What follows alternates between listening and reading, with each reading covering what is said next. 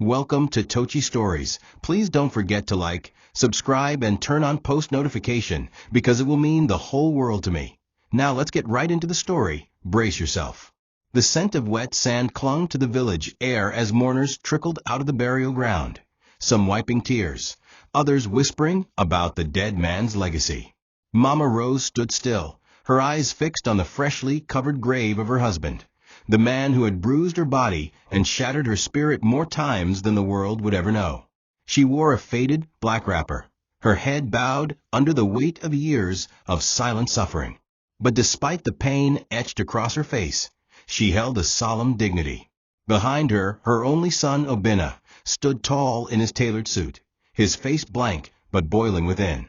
He hadn't shed a tear during the burial. To him, this funeral wasn't a farewell to a cruel father. It was the end of a twisted chapter he believed was authored by his mother. As Rose turned to approach her son, hoping to whisper something soft, something healing, Obinna's words cut the air like broken glass. "You're next," he muttered without emotion, not even bothering to meet her eyes. For a moment, time stood still. The ground beneath her shifted. Her lips parted slightly, but no words came. She looked at him, her only child, the one she had protected from hunger, from fists, from fire. The one she carried in secret because her husband wanted him aborted. The one she shielded from the hell she lived through for over 2 decades. And yet, here he was, pouring all the poison of his father's bitterness into that one sentence. The villagers around her didn't hear the words, but they saw her expression crack. It wasn't the kind of heartbreak that made you cry out. It was the kind that silenced you forever. She didn't respond. She didn't argue. Instead, she lowered her eyes, nodded faintly, and walked away from the graveside. Her feet, swollen and bruised inside her worn slippers, carried her through the red soil path leading away from the village center.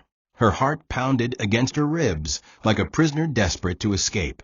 As the sun began to dip behind the palm trees, her shadow stretched long and alone. That evening, she sat alone in the old compound, packing her few belongings in silence. The house was no longer hers. She could feel it in her bones. And as she folded the same wrapper she once used to carry Obinna on her back, she knew. The boy she loved more than life itself had been stolen from her. Not by death, but by hate. The next morning, Obinna called a family meeting in the living room of their 2-story family house. Uncle Dominic sat beside him, smirking beneath his sunglasses, legs crossed like a man who had finally won a silent war.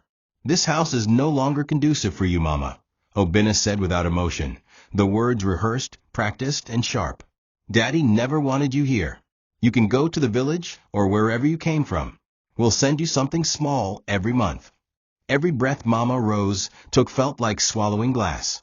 She looked from Obinna to Dominic and saw the same coldness in both their eyes, the kind that money and manipulation often breed. Dominic didn't hide his disdain. He leaned forward, adjusting the gold ring on his finger, and added with a fake smile, "You deserve peace now, sister-in-law. Go and rest." Rose didn't argue. She simply rose from the chair, her back slightly bent from years of labor and sorrow. Her eyes swept the room that once echoed with Obinna's toddler laughter, the same house where she'd scrubbed blood off the walls after beatings, where she'd hidden food just to feed her child in secret when his father withheld meals. Now, she was being told she didn't belong. And Obinna? He didn't even flinch. He stood up, walked past her, and said coldly, "Please be gone before evening." The betrayal crushed her deeper than her husband's fists ever did. At least with her husband, she expected pain. But this was her son, the very reason she endured all the hell life had thrown at her. And now, he stood with her enemy and cast her out like garbage. As she left the house with a gonna-must-go bag slung over her shoulder, neighbors whispered. Some judged her, others pitied her. But no one dared interfere. Dominic was wealthy, and Obinna was powerful. She walked to the bus stop under the scorching sun, trembling with exhaustion. Each step felt like a march toward a grave of memory, one that buried all her years of sacrifice. She sat quietly on the cement bench by the roadside, remembering the first time she held Obinna in her arms, whispering to him, "Even if the world hates me, you will always love me." But now, even that promise had shattered. She looked at the sky and whispered a prayer, not for revenge, not for answers, but for strength. Deep down, she still believed Obinna would one day see the truth, even if it took a lifetime. Mama Rose arrived at the outskirts of the village just before sunset. A widow named Mama Didi, who had once bought wrappers from her during better days, recognized her and welcomed her into her compound. It was a tiny mud house with a leaking roof and a wooden bench outside, but to Rose, it was shelter from a storm that had been raging for decades. That night, she lay on a mat under the flickering glow of a lantern, tears flowing silently. As sleep slowly claimed her, the memories returned, vivid, violent, and impossible to ignore. She saw herself at 24, heavily pregnant, kneeling before her husband as he shouted, "Abort it or get out." She remembered begging him. She remembered sleeping outside for 3 days, determined to keep the child. That child was Obinna. That child now wanted her dead. The next day, as Mama Didi offered her food and water, Rose tried to be strong. She borrowed an old sewing machine from a neighbor and began stitching wrappers for market women, hoping to raise money and regain her strength. But with each stitch, the memories tore her heart open again. She remembered wrapping Obinna in a worn blanket after his father refused to buy baby clothes. She remembered hiding the bruises on her arms when Obinna asked, "Why does Daddy hate you?" And she remembered the day Obinna won a school prize and his father, for the first time, gave him a pat on the back. That day, Obinna smiled at his father like he was a hero. She didn't interrupt. She allowed it. She wanted Obinna to have someone to admire, even if that someone was her monster. But that decision came with a cost. Obinna grew up idolizing a man who only loved him with money. He never saw the nights Rose stayed awake, sewing torn school uniforms. He never knew that the school fees he thought his father paid came from a pawn necklace. He didn't know that every birthday gift was wrapped with Rose's tears, not his father's thoughtfulness. And now, at the age of 30, Obinna saw her as the enemy. As she sewed one wrapper after another, Rose whispered under her breath, "One day he will see." Not for revenge, but for healing. A mother doesn't stop loving her child, even when that child stops being able to love her back. She just waits in silence under the shadow of her sacrifice. Obinna sat behind the large glass desk in what used to be his father's private study, now renovated into a modern office with leather chairs and marble flooring. Across from him sat Uncle Dominic, impeccably dressed in a senator outfit, his gold wristwatch flashing with every subtle hand gesture. "Just sign here and here," he said, his voice calm, persuasive, soaked in false care. "These documents are only for proper restructuring. Your mother has no legal claim to your father's business properties. This just protects you, my boy. You're young. You need guidance." Obinna, already emboldened by pride and ignorance, didn't even glance through the documents. His trust in his uncle outweighed any regard he once had for his mother. As he signed page after page, he didn't realize he was giving away everything, every asset, every property, and every bank account into Dominic's name under the pretense of a joint venture. The ink had barely dried when Dominic clapped his hands together and ordered drinks. That night, they celebrated like kings. Champagne flowed. Girls danced. Music roared from the speakers of the estate. Obinna believed he had taken control of his father's empire, believing the lie that his mother had tried to steal it. To new beginnings. Dominic toasted, his smile laced with poison. Meanwhile, in a corner of the room, a briefcase containing the only original title documents to the family's land sat beside Dominic's chair. Obinna didn't notice. He didn't ask questions. He believed his uncle was his savior, the man who would help him reclaim glory from a mother he thought was undeserving and parasitic. In his eyes, Mama Rose was the past. Dominic was the future. It never occurred to him that the person feeding his pride was also feeding his downfall. Far away, Mama Rose bent over her borrowed sewing machine by candlelight. She hadn't eaten that evening. Her fingers ached, but she smiled faintly as she folded the completed wrapper for a customer in the nearby market. Every kobo she earned went into a small nylon purse under her pillow, her only savings. She had no idea that her son had signed away everything, and yet she still prayed for him. That night she knelt down and whispered, "God, don't let my son drown in lies. Let him see light, even if it's not through me." Tears ran down her cheeks and soaked the floor beneath her. She didn't know how the battle for her legacy had shifted so drastically. All she knew was that her son was still alive, and maybe, someday, he would come home. Life in the small village compound wasn't easy, but it was quiet, and quiet was what Rose needed to survive.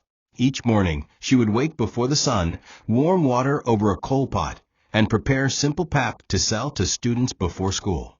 By noon, she would sit beneath a mango tree near the market and sew wrappers or mend torn dresses for women who couldn't afford new ones. Slowly, her hands began to regain rhythm.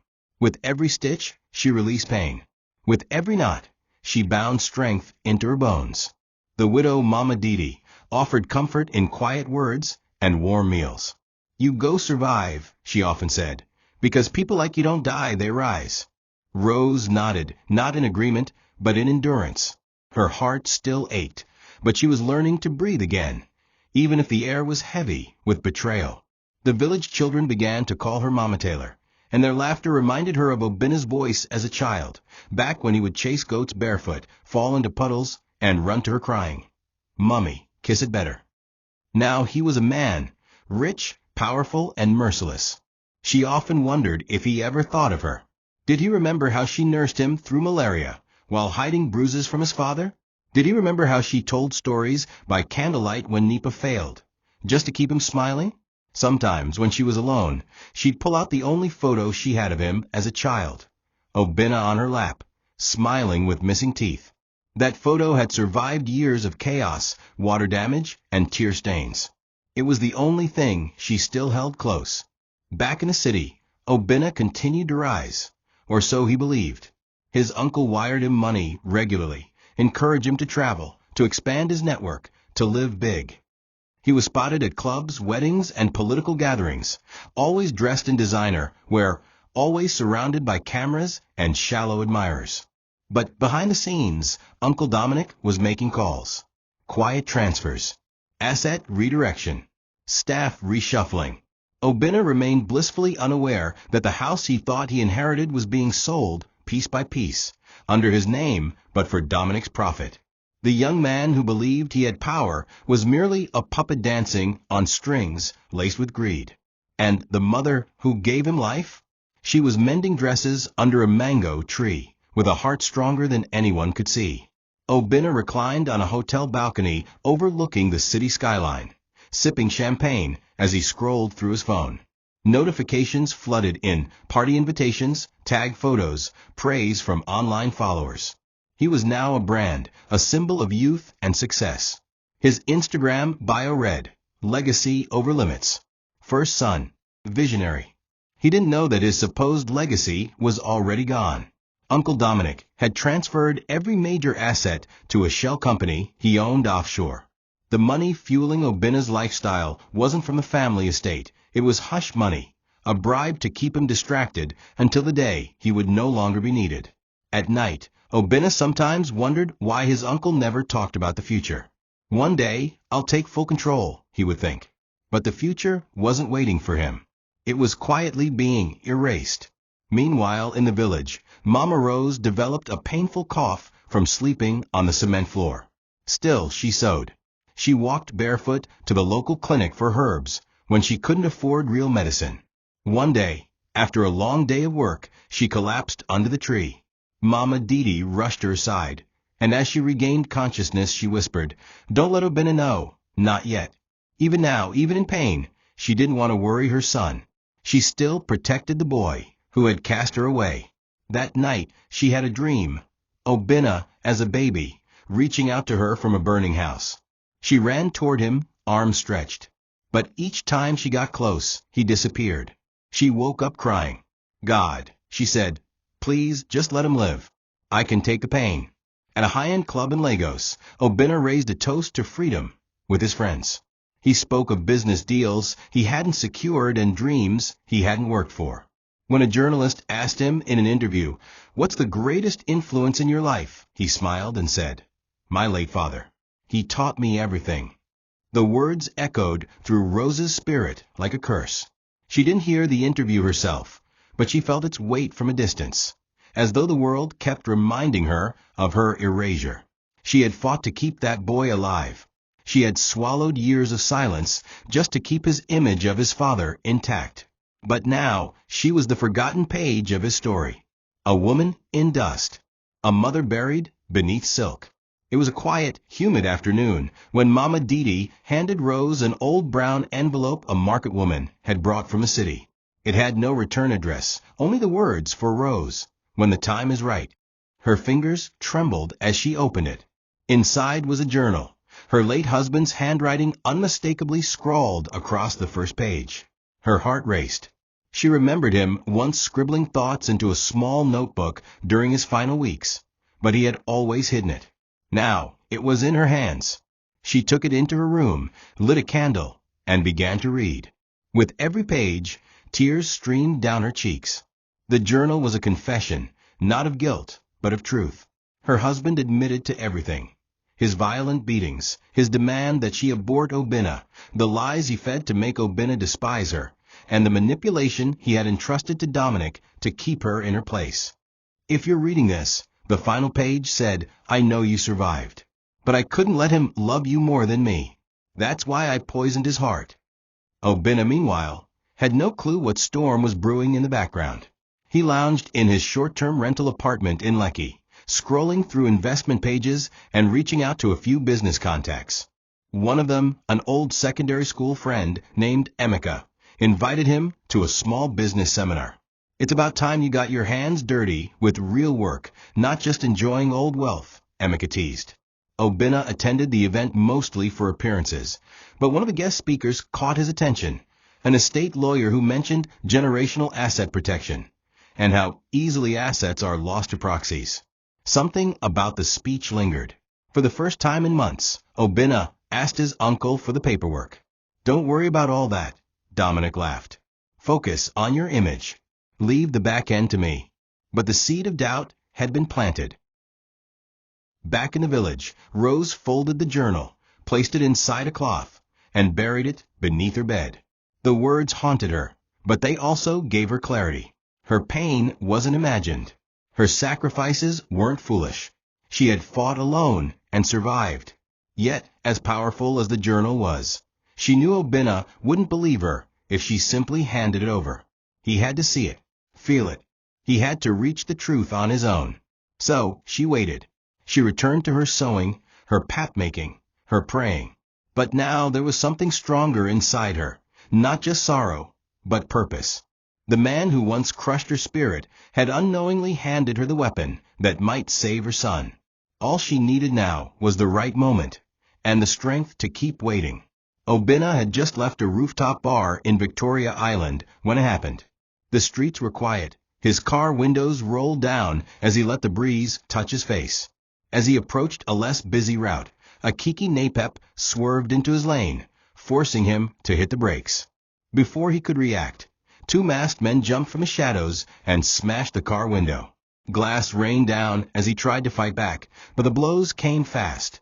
One slammed a metal pipe against his ribs, while the other dragged him out by the collar. It wasn't a robbery. They weren't after his phone or wallet. They were there for him. "We warned you," one of them whispered as they kicked him on the ground. "Your uncle says goodbye." And just like that, they vanished into the darkness, leaving him bleeding beside his shattered car. The hospital room smelled of antiseptic and betrayal. Obinna lay there in silence, staring at the ceiling. His body ached, but his pride hurt more. Dominic had sent guards, lawyers, and money to handle the situation, claiming it was a random attack. But Obinna noticed the way his uncle avoided his gaze, the way his voice trembled slightly on the phone. Something was off. And then it hit him, the paperwork, the power of attorney, the forged signatures. He remembered a moment just before the attack, when he had mentioned requesting his own legal team to review the estate accounts. Had that been the trigger? Had Dominic tried to eliminate him before he uncovered the truth? For the first time in his life, Obinna felt real fear. He was no longer in control. He was a pawn, and maybe not even a useful one anymore. That night, alone in the hospital bed, he dreamed of his mother. Not as the woman he scorned, but as she once was. He saw her shielding him during a fight, her arms trembling as she covered his ears. He heard her voice whispering bedtime prayers, smelt the pepper soup she made during his fevers, and saw her tears silently fall while his father shouted in the background. He woke up choking on emotion. What if she was never the enemy, he whispered. His hands shook as he reached for his phone.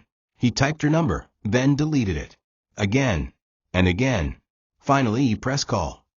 But the line didn't go through. It had been disconnected.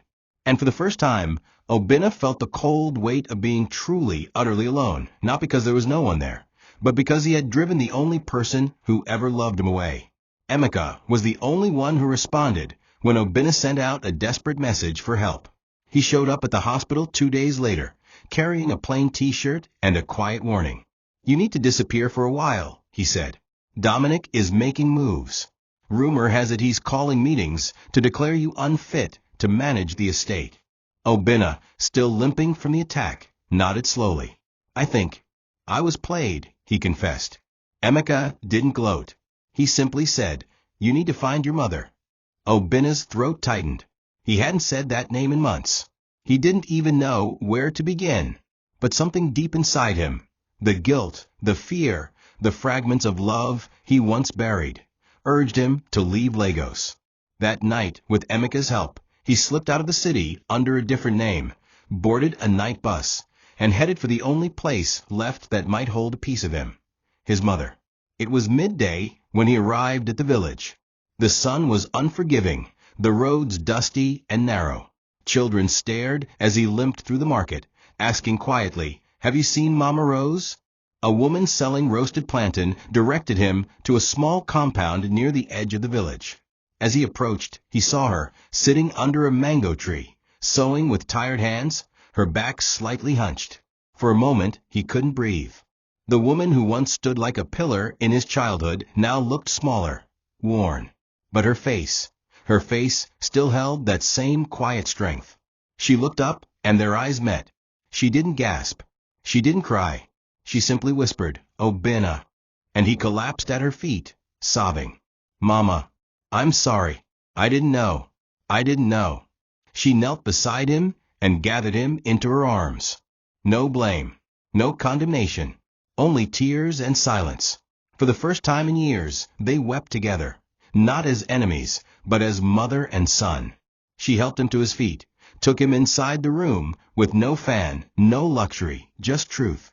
Over the next hours, he told her everything. The forged documents, the betrayal, the attack. And then she rose, reached under her bed, and handed him the journal. "Read it," she said. As he flipped through the pages, his hands trembled. His world, the one he thought was built on power and pride, began to collapse word by word. "I hated the only person who ever loved me," he whispered. And she simply said, "But I never stopped loving you." For the first time in his adult life, Obinna saw the world without filters, without privilege, without the comfortable deceit of luxury. The small room where his mother lived was barely wide enough for both of them to sit without touching knees. A small kerosene stove sat in the corner beside a rusted basin of clothes. There were no soft chairs, no AC, no fridge humming with excess. Yet, despite the simplicity, the space was clean, warm, and filled with something Obinna had not known in years, peace. As he sat on the mat, reading his father's confessions again by lantern light, a deep ache settled in his chest. "I hated you for nothing," he whispered. Mama Rose, seated beside him with her wrapper wrapped tightly around her legs, didn't look at him with anger. She just breathed deeply, her eyes fixed on a wall that had seen too many quiet nights of sorrow. "You were young," she finally said. "But the day you said asterisk, you're next, something in me died." Obinna dropped his head in shame, tears welling up again. "I didn't know," he muttered, voice cracked with regret. "I swear, Mama, I didn't know. I believed everything Daddy and Uncle Dominic told me. I thought you were the problem." I thought he couldn't finish. The words stuck in his throat like stones. Rose looked at him, then really looked at him. "Do you remember," she asked gently, "when you had that fever and your father refused to take you to the clinic? I carried you on my back through the rain, with no umbrella, and sat outside the health center until morning." He blinked, the memory buried, so deep it felt like a distant dream. "I thought it was Daddy who brought me there," he whispered. Rose nodded, her lips trembling. "Because I let you believe that. I let you love him, even when he hurt me. Because I wanted you to have someone to admire, even if it killed me inside." That night, they sat in silence, years of misunderstanding slowly unraveling in the quiet space between them. Forgiveness didn't come in words. It came in the way she handed him a cup of Gary without hesitation, in how she tucked a cloth under his head before he laid down, in how she didn't mention the betrayal again. Obinna lay awake, staring at the zinc roof, listening to the soft whistle of the wind outside. For the first time, he didn't feel like a king or a brand or a legacy. He felt like a child, broken, humbled, and desperate for redemption. And in that simplicity, something healing began. Something real. It would take time, he knew. But his mother was still here. And that meant everything wasn't lost. By the next morning, Obinna rose early and insisted on helping Mama Rose with her daily routine. He fetched water from the nearby borehole, swept the small compound, and even attempted to fry akara at the market stall, earning amused laughter from the local women. Big Man Don turned market boy one of them joked. But Mama Rose didn't laugh. She watched him quietly, her heart torn between pride and caution. She had seen him fall and now rise again, but she wasn't naive. Trust was like fabric. Once torn, it could be sewn again, but the seam would always be visible. That evening after dinner, she finally said the words that Obinna hadn't dared to ask. "You want to take back what Dominic stole, don't you?" He nodded slowly. "But not just for revenge. I want to rebuild. Not just wealth, but you. Us." Mama Rose listened as he spoke of the documents he remembered signing, of the properties likely transferred, and of the board members Dominic had replaced. "He used me," Obinna confessed. "Used my ego, my pain, my ignorance. And now he thinks I'm gone, dead or too broken to rise." Rose folded her arms, her face thoughtful. "Good. Let him think that. The dead don't threaten anyone." And just like that, a plan began to take form. They decided he would remain in the village for a while, change his appearance slightly, operate from the shadows. Meanwhile, Rose would quietly re-enter the market, reconnect with old suppliers and contacts from her trading days. "You are always the smart one," Obinna said. "No," she corrected gently. "I was always the quiet one. That's why they underestimated me." That night, Rose introduced Obinna to Mama Didi's son, Ibuka, a simple but intelligent young man who handled small tech jobs in town. With his help, they began to track Dominic's public records, uncover dummy companies, and build a list of people who had benefited from Dominic's fraudulent restructuring. Rose became the quiet strategist, Obinna the penitent warrior, and Ibuka the digital bridge. Every night, they gathered under the mango tree to draft their plan, their eyes lit not by ambition, but by justice. They knew it wouldn't be easy. Dominic had power, lawyers, and influence. But what they had was truth and unity. And this time, Rose wasn't fighting alone. She had her son back. And together, they were ready to reclaim the ashes. The sewing machine clacked beneath Rose's hands like an old friend whispering encouragement. Her small tailoring business had doubled in customers over the past 2 weeks, not because her stitches were the tightest, but because her spirit was the strongest. Word spread through the village that Mama Taylor was not just a seamstress, but a woman of dignity. One afternoon, after mending a torn school uniform for free, the headmistress of a local primary school offered her a bulk contract to make new uniforms. It wasn't much by city standards, but for Rose, it was fuel for survival, and a step toward something greater. Obinna watched her in awe.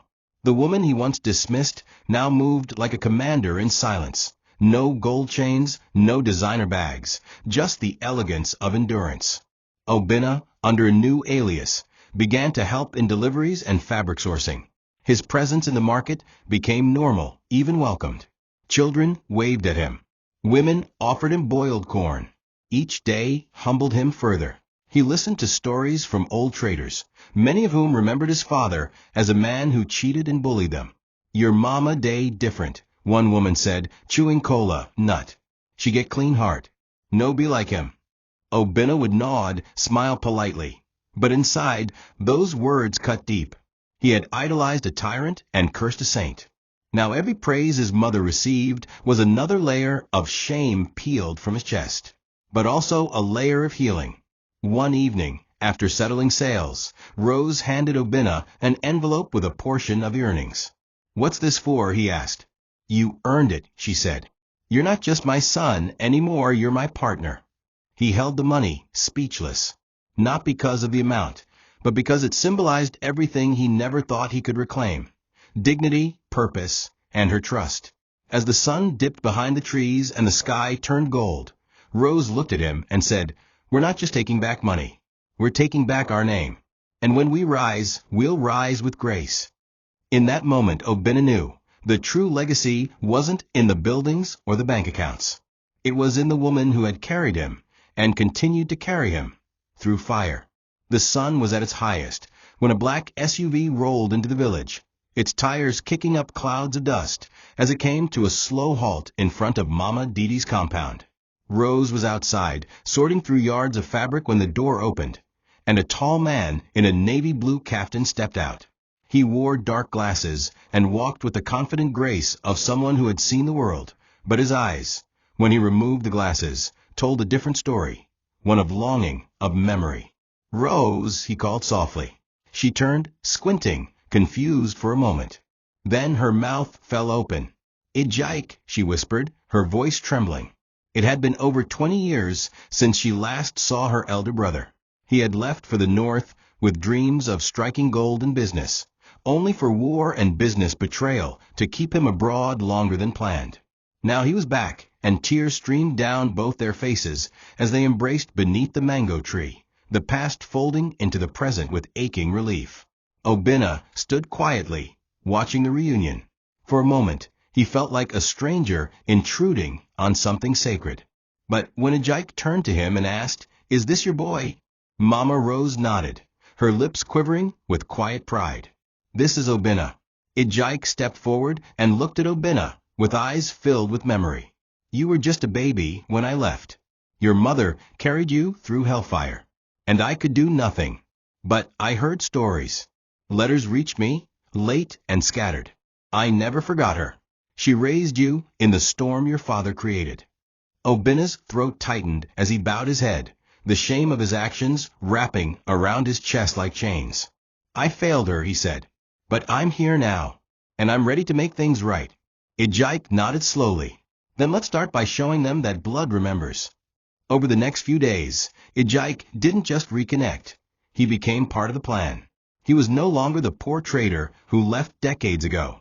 Now he was a silent investor in multiple agricultural ventures and had strong business networks in Abuja and Port Harcourt. "Your uncle may have power," he said one night, seated with Obinna and Rose under the stars, "but I have reach, and we have truth." He began quietly buying shares in companies under Dominic's fake conglomerate.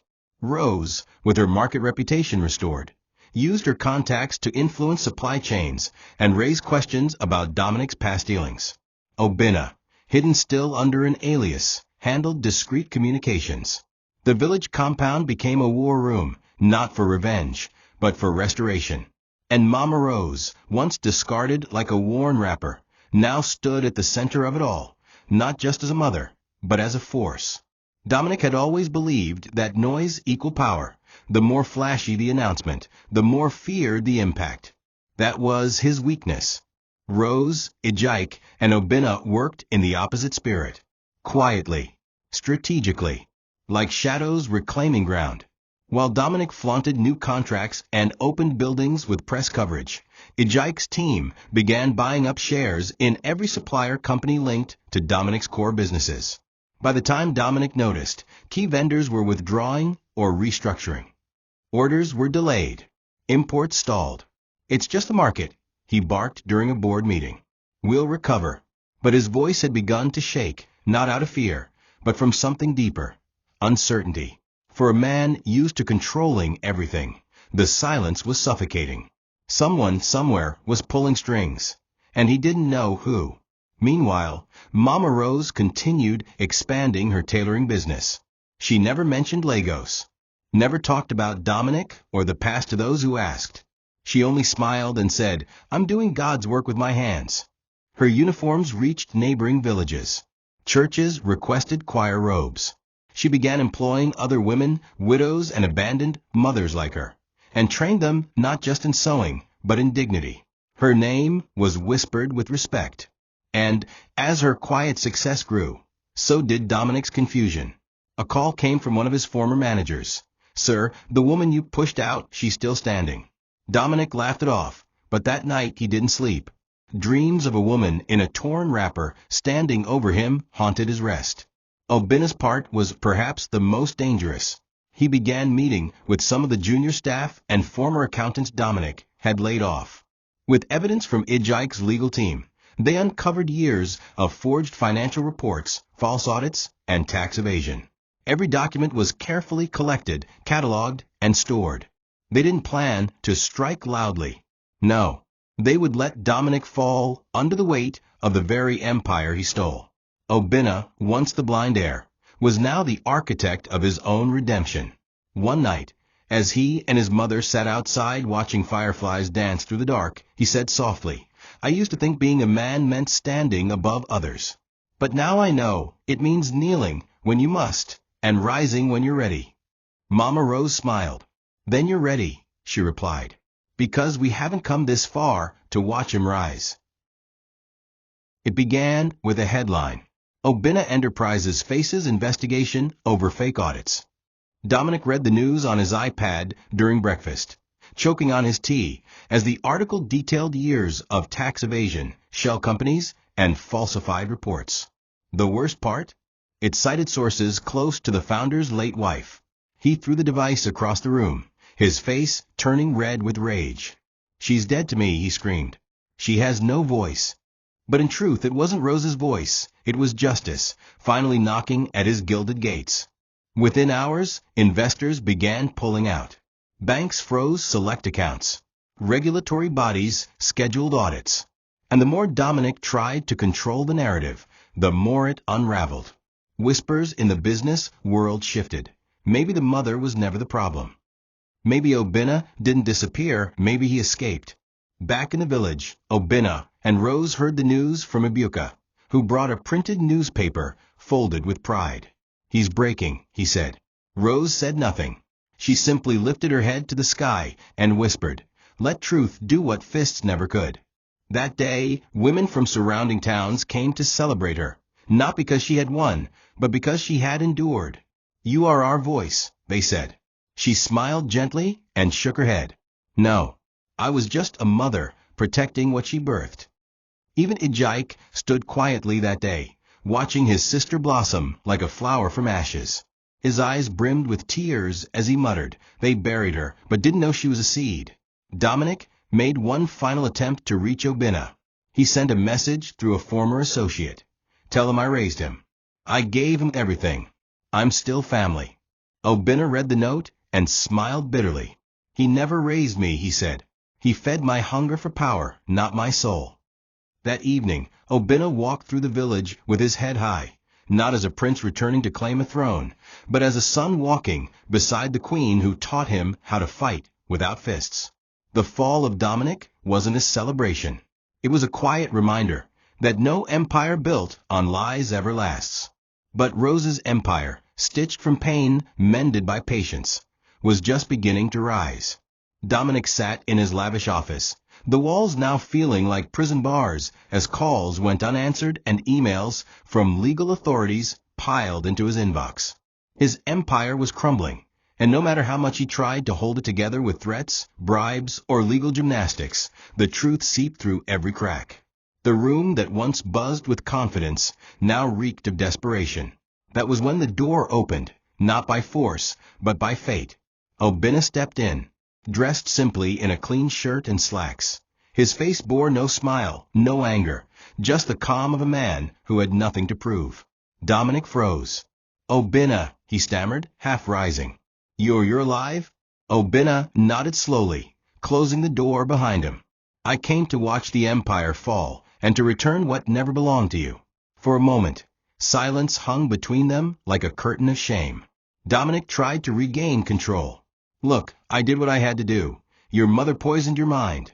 She was going to ruin everything your father built. I saved you from her." Obinna laughed softly, not out of amusement, but out of disbelief. "You didn't save me. You blinded me. You filled my ears with lies, made me sign away everything, tried to have me killed. And the worst part? I believed you. I cursed my own mother because of you." He dropped a folder on the desk, filled with the legal documents, the journal from his father, and the financial trail leading back to Dominic. "You made a mistake," Obinna said. "You underestimated the woman who birthed me, and you forgot blood remembers." Dominic slumped in his chair as the gravity of his defeat took shape. Obinna wasn't the naive boy he manipulated. He was a man now, tempered by pain and clarity. "The authorities already have copies," Obinna added.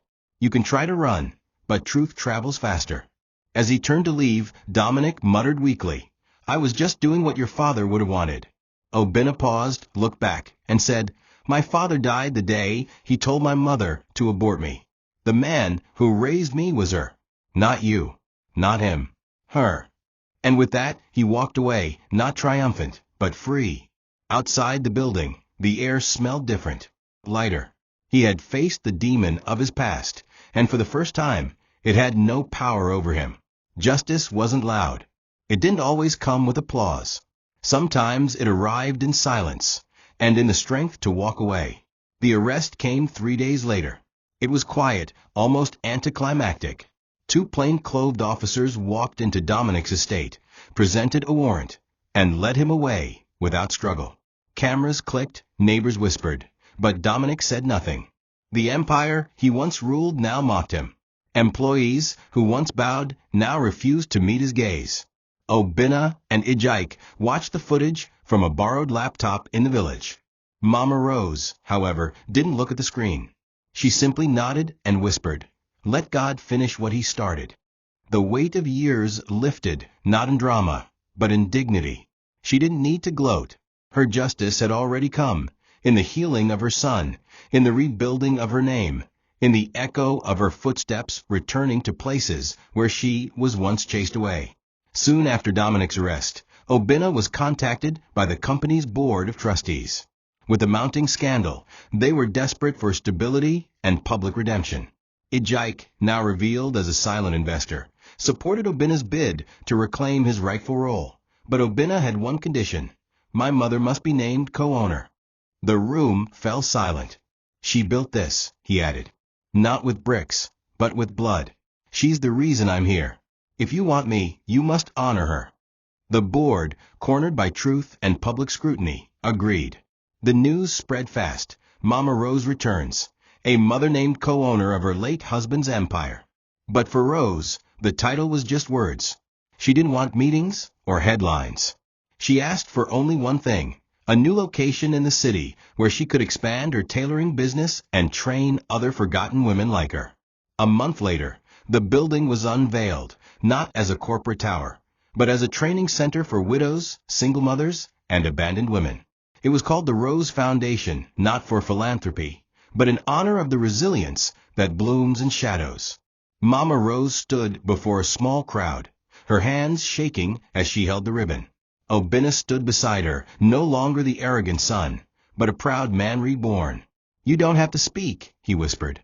"Just smile." And she did, a smile that told 1,000 stories, a smile that erased years of sorrow, a smile that reminded the world that sometimes the loudest victories are wrapped in the silence of survival. Justice had come, not in courts or chaos, but in the face of a mother who never stopped believing. Obinna returned to the old house one quiet evening, alone. The estate had been remodeled, the walls repainted, the furniture changed. But memories still lived there, hidden in corners, buried in the floorboards. He walked from room to room, stopping at the kitchen where Mama Rose once made bitter leaf soup while nursing bruised ribs. He entered the small guest room where she used to sew at night, using the hum of her machine to drown out his father's angry voice. And finally, he stood in his old bedroom. He sat on the edge of the bed, staring at a faded sticker of a cartoon pasted on the wardrobe. "I remember you," he said aloud, his voice thick. "I remember laughing here while she cried in silence just a wall away." The guilt returned, but now it carried purpose. He reached into his bag and pulled out the journal, the one that started it all. Slowly, he flipped through the pages, rereading the confessions of a man who was never a father. He paused on a particular page where his father wrote, "She stayed because of him. Not because of love, not because of fear, but because she hoped he'd turn out better than me." Obinna's throat closed up. That hope, that faith, had nearly been crushed by the very man she protected him from. And yet she stayed. She fed him, dressed him, prayed over him. Even when he spit venom in her face, she never cursed him. That kind of love wasn't human, it was divine. It was the love of a mother who had every reason to give up, but didn't. As night fell, Obinna stepped outside and looked up at the stars. He thought of the day at the graveside when he said, "You're next," and how those words almost killed her spirit. Now he understood their weight. He had cursed her, not to die, but to rise. "You were next, Mama," he whispered, tears falling freely. "Next to rise. Next to be honored. Next to be free." He sank to his knees and whispered a prayer, not for forgiveness, but for gratitude. He had finally seen her, not as a burden, not as a villain, but as the light that had guided him through the darkest maze. That night, beneath the stars and the memory of what once was, Obinna finally understood what it meant to be a son, not by blood, not by name, but by love and by truth.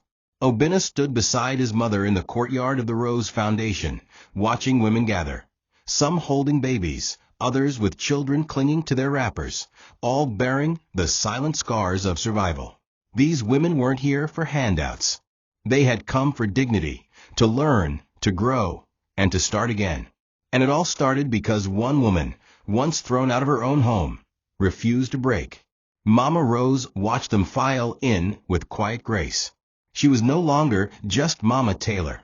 She was now a symbol of patience, of unshakable endurance, of a truth that refused to stay buried. When the press asked her to speak at the official launch, she didn't prepare a speech. She simply stepped forward, looked around, and said, "They said I was next. They were right. I was next to rise."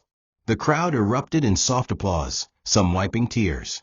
Obinna stood in the background, his hands behind his back, his head lowered not in shame anymore, but in reverence. He thought back to the words he once uttered, "You're next," spat in anger at a graveside that had already buried too many secrets. Those words had haunted him in the dark, played like echoes in empty rooms. But now they had transformed. They no longer meant death. They meant transition. His mother hadn't just survived. She had crowned her pain with purpose. The very thing he once used to curse her had become the prophecy that lifted her. And in that truth he too had found a new kind of freedom, not from guilt, but through redemption. That night, as the Foundation's first sewing machines hummed under the hands of eager learners, Mama Rose sat beneath the mango tree behind the center, a soft wrapper over her knees. Obinna sat beside her, his head resting on her shoulder like he once did as a boy. "Thank you," he whispered, "for everything, for not giving up on me." She said nothing for a while. Then she gently stroked his hair like she had done countless times before and whispered, "My child, you came back." That was enough. In the distance, laughter from the women echoed like a hymn.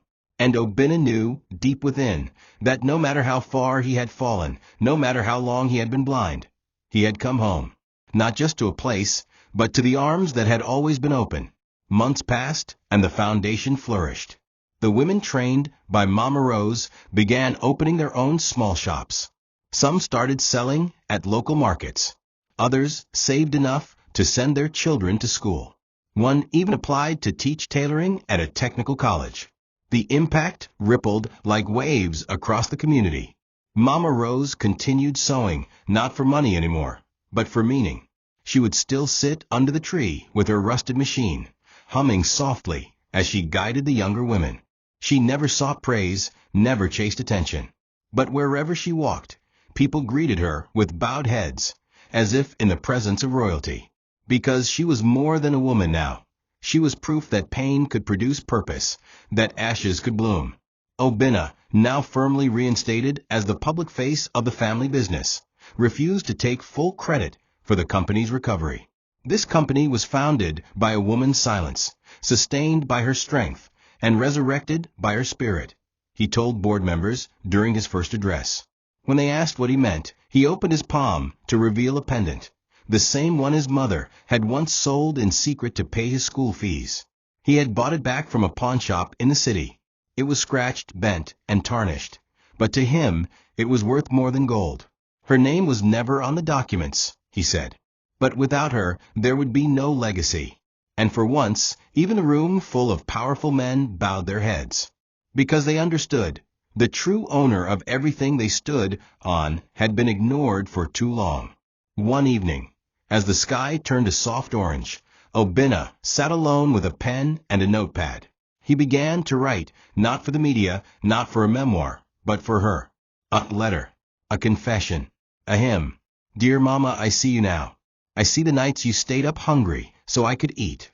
I see the bruises you covered, the songs you sang through your tears. I see the way you let me hate you, just so I could love a man who never loved me. I see it all. I see you. And I'm sorry. He folded the letter, placed it in her old sewing basket, and walked into the sunset where she stood waiting for him by the road. He took her hand, old, wrinkled, but warm, and whispered, "Let's go home." Her name was Rose, and everything she touched bloomed. Thank you for watching this video. What did you learn from this story? Drop it in the comments. Please make sure you like, comment, and subscribe to my YouTube channel Tochi Stories for more.